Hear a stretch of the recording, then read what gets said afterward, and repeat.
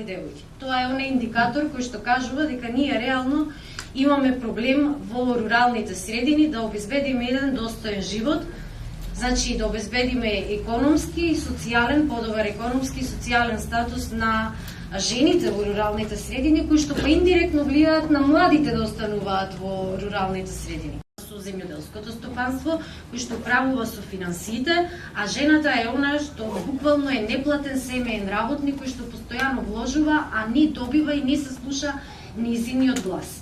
Тоа го покажуваат и статистиките, 65% се уште имаме неплатени семејни работници во руралните средини, значи без разлика дали станува збор за земјоделство или на имот во село, а само 5% жени кои што живеат во рурални средини се собственици на земјиште или на каков било имот, и тоа се жени кои што во семејството се само тие, значи нема машки наследник, или вдовици, значи тоа е тој јас кој што ги прави реално големите проблеми. Не би стакнала за градинките училиштата. Значи човек, јас сум теренец, 15 години сум на терен и многу добро ги знам состојбите на терен какви се. Навистина има добри инфраструктурни училишта и градинки направени во руралните средини, но тие се или празни, го кочи животот во руралните средини, реално кажам. Затоа, она што ние како Национална федерација на фармери се залагаме и кои што едноставно инвестираме преку и нашите проекти, преку нашата работа во руралните средини, е да се прават политики кои што нема да ја замрзнуваат активноста на руралната жена. Земјоделско стопанство, децата не се сели, останаа во тој бизнес, што е многу голем и добар факт, реално кажано. Од друга страна, значи што го спомнавме претходно, факта дека таа финансиска несигурност низ цел живот ја следи жената.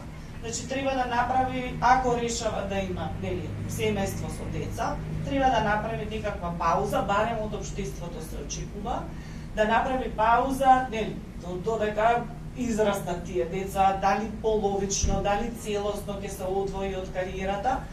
Значи тоа влијае, ако ги споредиме, ако споредиме еден маж и една жена, значи мажот има еден нормален раст, така жената имаме падни стани.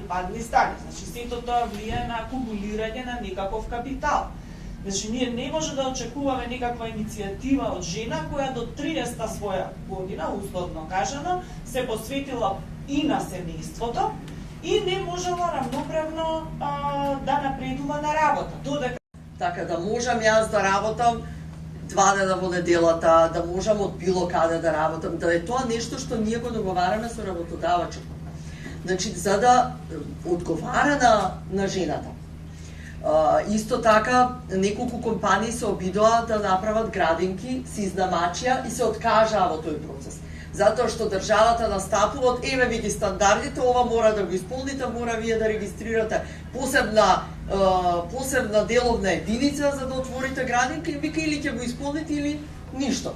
Дететот и стегата, каде што тој е толку длабоко вкоренето кај нас, што е многу потребно да се внесе во образованието за веќе на нас младината, затоа е таа што рекоа претходно, таа голема стапка на разводи во младите брачни парови е баш поради тоа. Значи, јас гледам и моите генерации неколку години постари од мене, каде што едноставно тие работи што се пренесени од постарите генерации, ние веќе почнуваме да не ги толерираме. Гледаме како тоа се случува сега надвор од светот и гледаме дека тоа воопшто не е исправно. Нормално со лобирање од наша страна. Значи, Стојан Андов, председателот на собрание, за мажиот ви ги кажувам, значи токму не подучил не да кажеме секое трето место, него меѓу секое трето. Значи имале слух и имале добра намера. Понатаму председателот Киро Глигоров. Значи јас зборувам за мажи кои биле на позиции и кои дале придонес кон сето ова. Секој човек е индивидуа за себе, со својот карактер, со својата мисла, со својот напредок или назадок. Ама затоа секој треба да биде тоа што е и што сака да биде. Ние сакаме само да им дадеме поддршка на жените кои што ќе сакаат и кои ќе можат да дадат корисен придонес кон општеството.